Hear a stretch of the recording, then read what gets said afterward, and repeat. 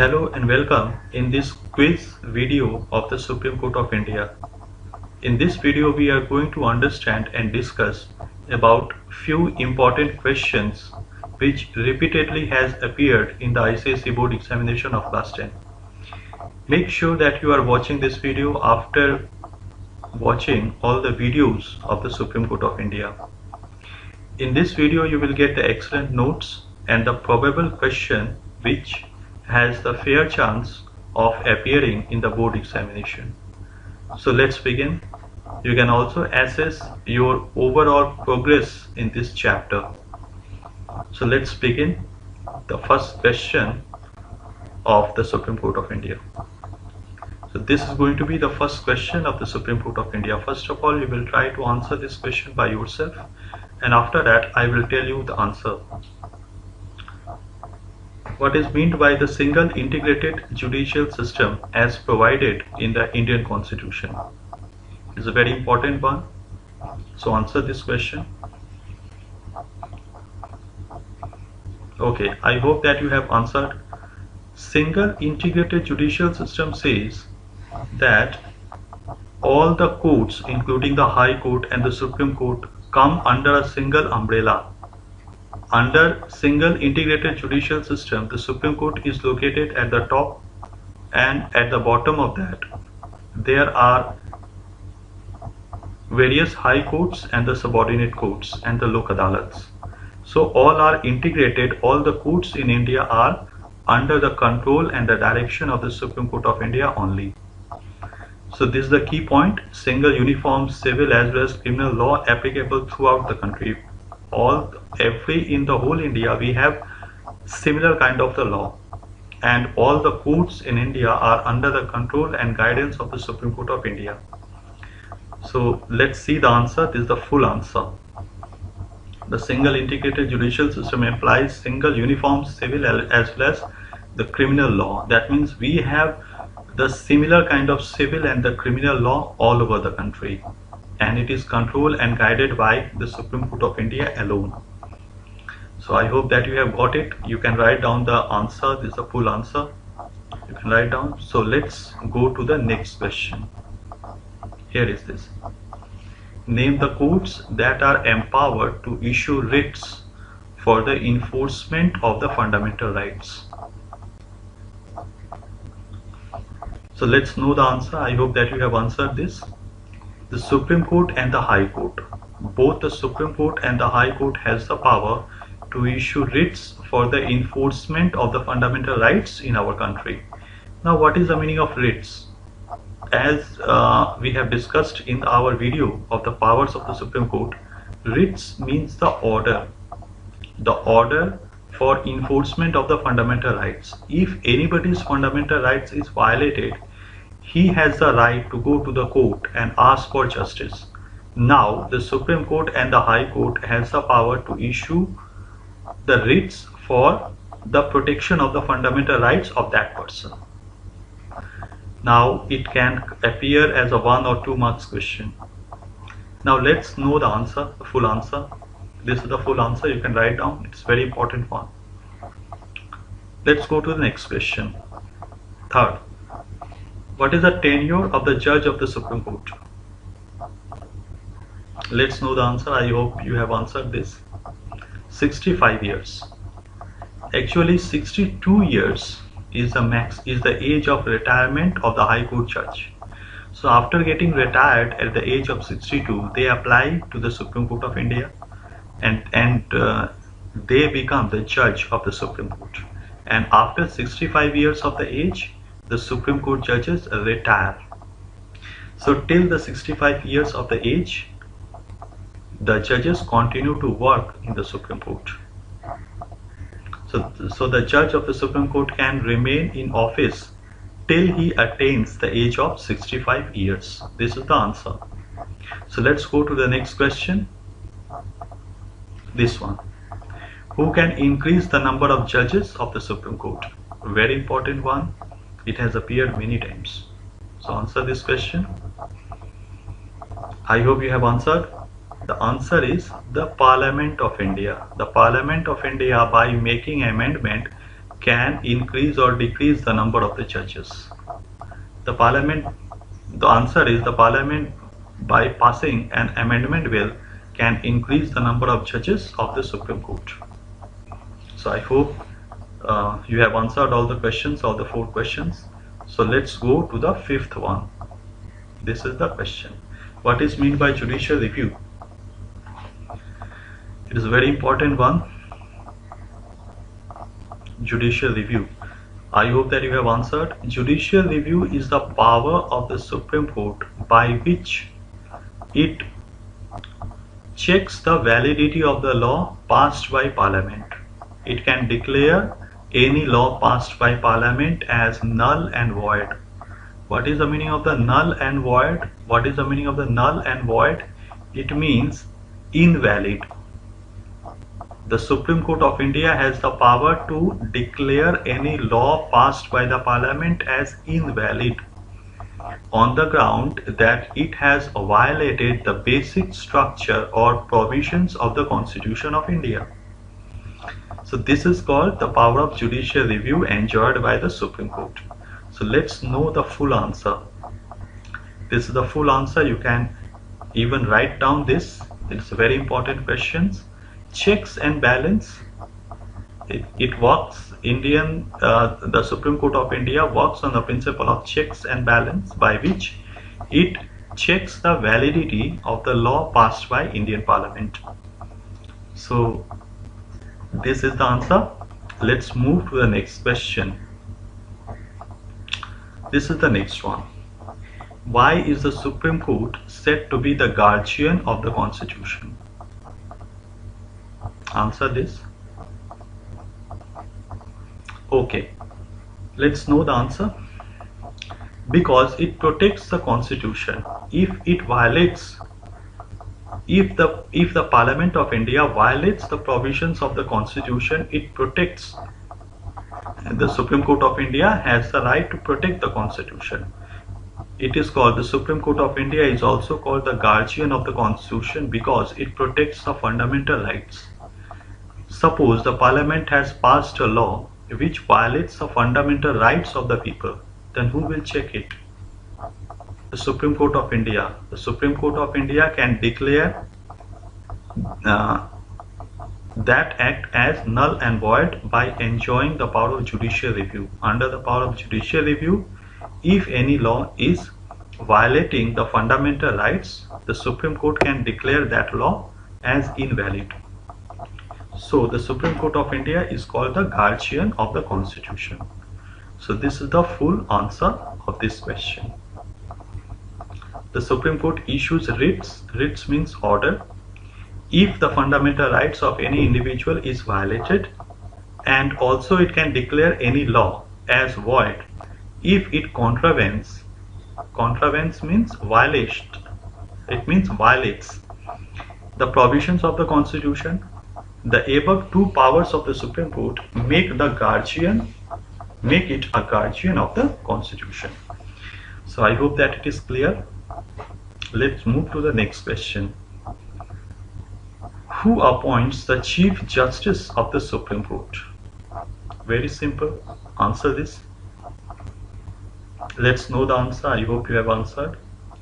So who appoints the Chief Justice of the Supreme Court? The President. The President of India appoints the Chief Justice of the Supreme Court after consulting with the other judges, and it is based on the seniority. The appointment of the Chief Justice of the Supreme Court is based on the seniority. The senior most judge of the Supreme Court becomes the Chief Justice of India or Chief Justice of the Supreme Court. So it is based on the appointment of the Chief Justice of the Supreme Court is based on the seniority. And another thing, that is why the Supreme Court judges retire very fast. After 6 months, after 1 year, the Chief Justice of India retires because the senior most judge becomes the Chief Justice of the Supreme Court. So I hope it is clear.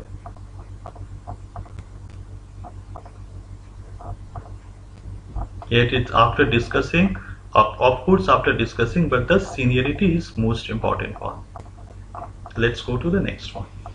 Under what circumstances can the salaries and the allowances of the Supreme Court be reduced? Answer this. We have discussed this in our earlier videos. Yes, the answer is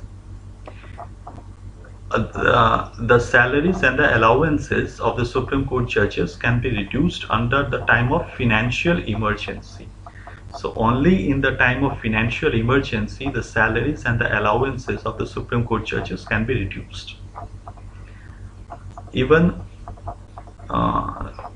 this is the time when all the salaries of all the employees can be reduced. So this is the full answer. So let's go to the next one. 9th. Answer this question.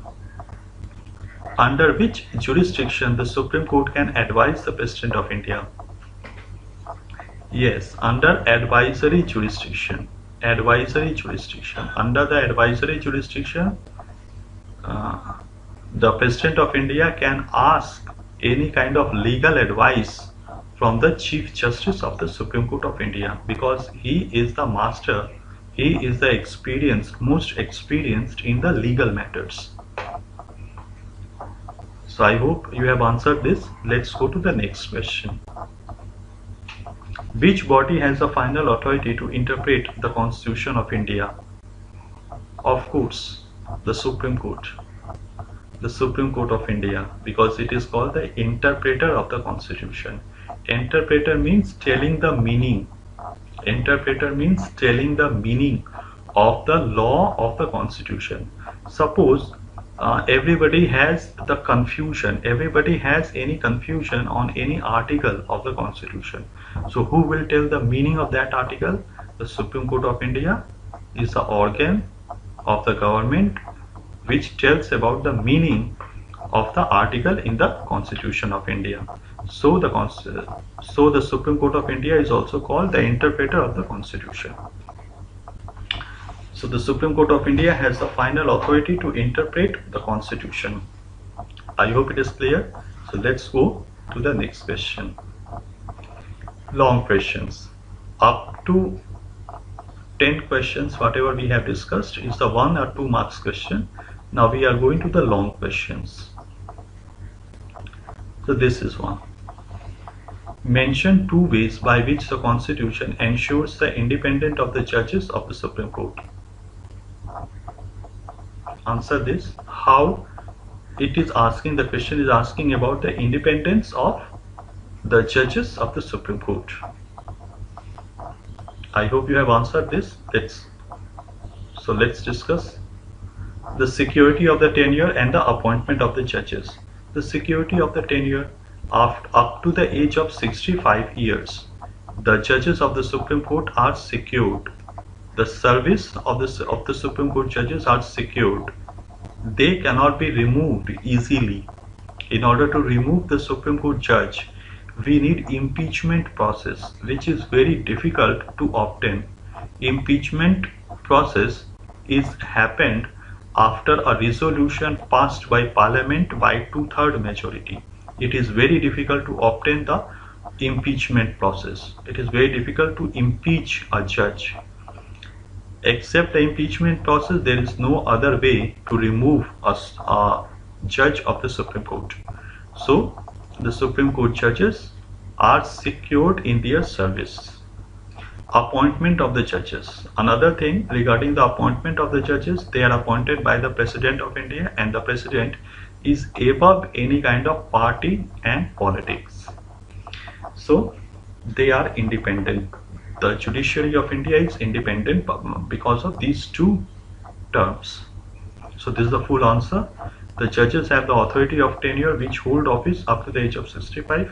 The Supreme Court judges are appointed by the President of India, and the President of India is impartial in our country. So I hope you have understood the answer and the question. So let's move to the next one. Explain the original jurisdiction of the Supreme Court of India. Answer this.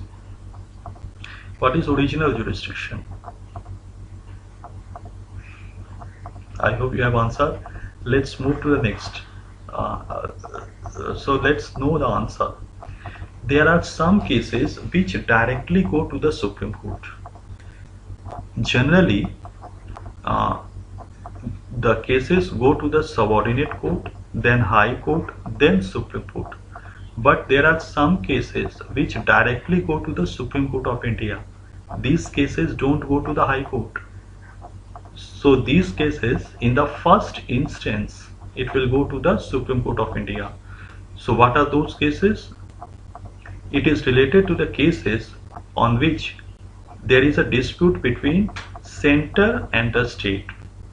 Suppose there is a dispute between the central government and the state government over the distribution of tax or revenue, or between two or more states, or between some states and center on one side and three or more states on the other side. So these are the cases which directly go to the Supreme Court of India.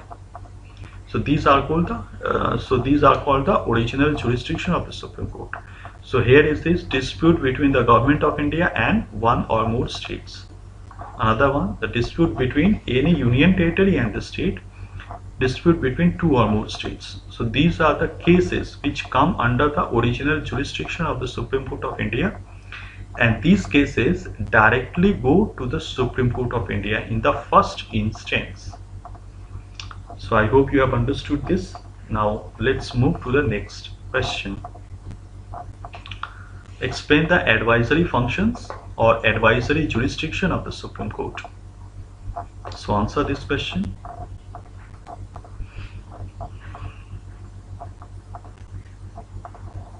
Advisory jurisdiction. Recently we have discussed that advisory jurisdiction, the Supreme Court of India advises the President in the legal matter.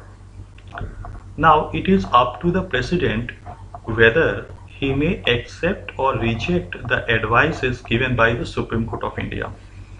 So under the advisory jurisdiction, the Supreme Court of India advises the President on the legal matter. So this is the full answer. The advisory function of the Supreme Court is that the President can ask its advice on any important matter or any important question relating to the Constitution. So it is up to the President whether he may accept the advice of the Supreme Court or he may not accept the advice given by the Supreme Court. So under the advisory jurisdiction, the Chief Justice of India advises the President, or the Supreme Court of India advises the President in the legal matter. So let's move to the next question. I hope you have understood or you have learned. Let's move to the next question. This is the next one. Explain the term of office and removal of the judges. In two questions it is asking the term of office and the removal of the judge. I hope you have answered this. So let's know the answer. The Constitution provides for the security of the tenure of the judges. Recently we have discussed that the judges have the safety of their service. Up to the age of 65 years, the judges of the Supreme Court can continue in their office. Now next is the removal of the judges. Now it is very difficult to remove the judges. We need impeachment process by 2/3 majority. What is the meaning of the 2/3 majority? That we also discussed in our one of the video of Indian judiciary. 2/3 majority, that means it is very difficult to obtain the 2/3 majority. Up to it means among the 30 members you need the consent of 20 members. So it is very difficult.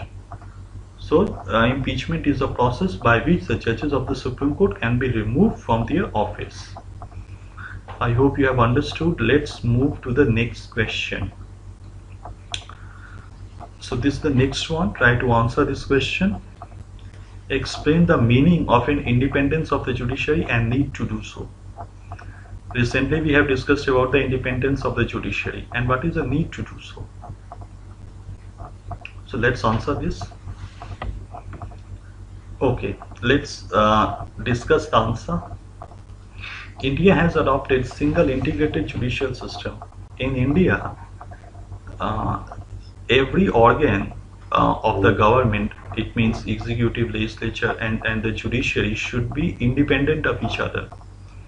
And that is, if there is any dispute between the executive and the legislature, or if there is any confusion in the constitution, who will solve that? It is the Indian judiciary. So Indian judiciary should be independent in their functions. Now the need of the independence of the judiciary. Why the Indian judiciary is important? Why it is necessary? Because the violation of the constitution, if there is any violation of the constitution, if there is any violation of the fundamental rights of the people, who will solve that? It will be solved by the Supreme Court of India. And another thing, our country is a federal country in which there can be a dispute between one state and the another state over the boundary issue or over the sharing of the river or any other dispute. So who will solve that dispute? We need a independent judiciary to solve the disputes between the center and the states, or one or more states. So that is why we need an independent judiciary. So what is the meaning of the independent judiciary? It means the judiciary should be independent of the two organs of the government, that is executive and the legislature. The judiciary should not be dependent on the two organs, executive and the legislature. And we need independent judiciary because we have federal type of government.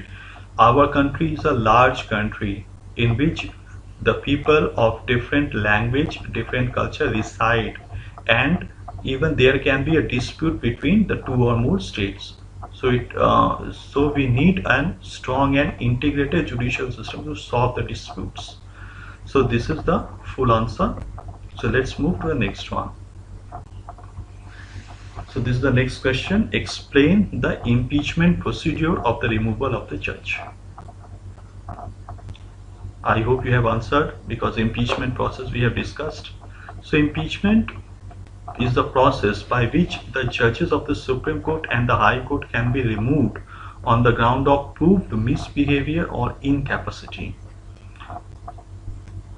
So the impeachment process can be passed in both the House of the Parliament by the 2/3 majority present and voting. Because the impeachment process is a very difficult one, so the judges of the Supreme Court enjoy the security of their service.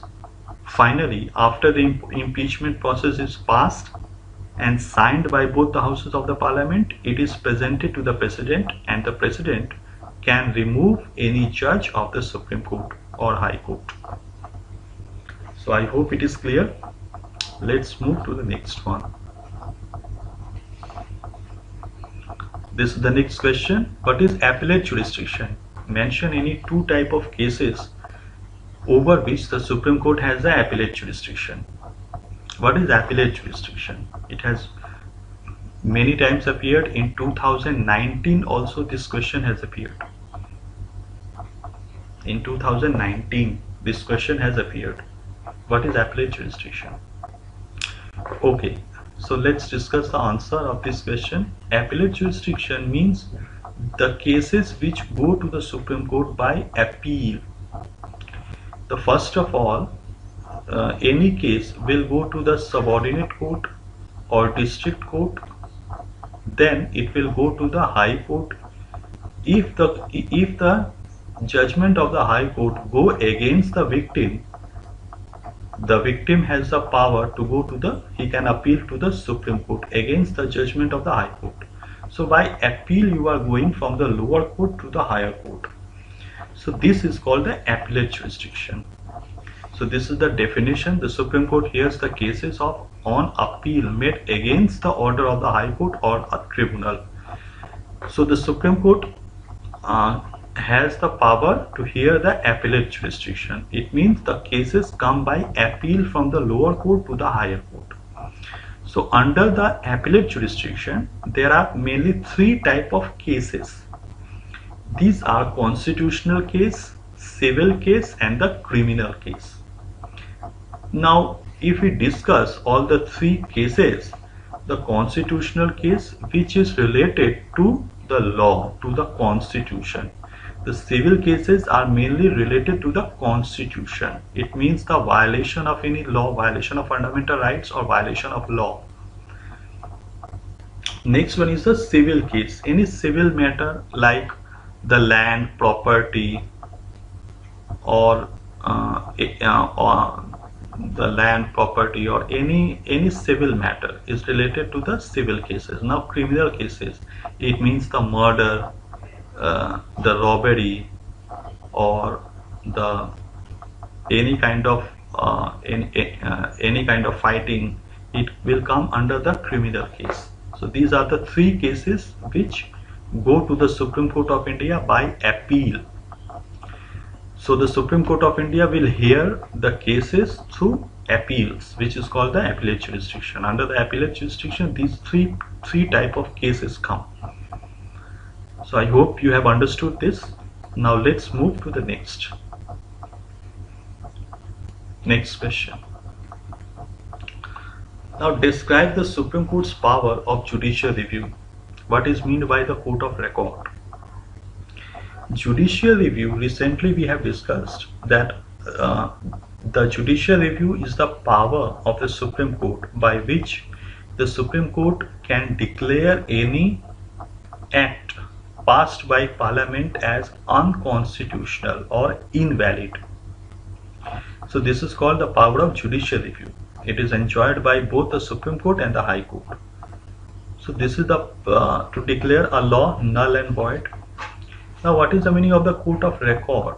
So the court of record, so this is the whole meaning, the whole answer of this question. This is the key word. This is the whole answer you write down. After that, we will go to the court of record.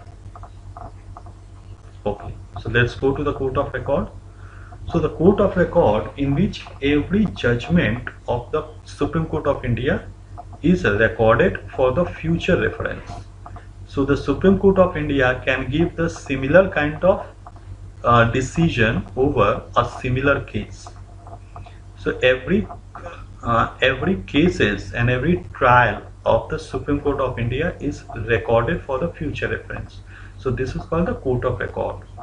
You have seen in the court judgment that in the Supreme Court there is a typist. He typed the cases for the future reference to keep it as a record. So that is why the Supreme Court of India is also called the court of record. It is also applicable in the High Court also. In the High Court also you can see a typist.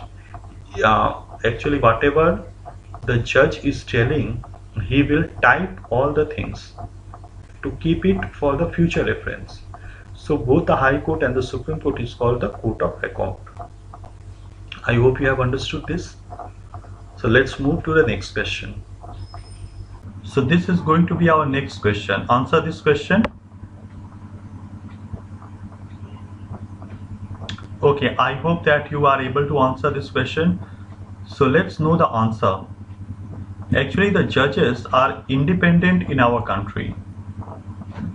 Independence of the judiciary is strictly followed in India, in the sense that the judges of the Supreme Court are appointed by the president, and the president is called the head of the nation. He has nothing to do with the party and the politics. The president of India is above party and the politics. So the judges of the Supreme Court and the High Court are appointed by the president. Another one is the tenure. The judges of the Supreme Court and the High Court enjoy the security of their service. Once they are appointed as a judge of the Supreme Court, they cannot be removed from their office except the process of impeachment, which is very difficult to obtain. So till the age of 65 years, the judges of the Supreme Court continue to remain in their office and they serve the nation. So the judges cannot be removed in a simple process. Removal of the judges of the Supreme Court is very difficult. So these are the two important factors which are responsible for independence of the judiciary. Another one, let's know the salaries. The salaries of the judges of the Supreme Court are given from the Consolidated Fund of India, and it cannot be suspended. It can be suspended only during the time of the financial emergency.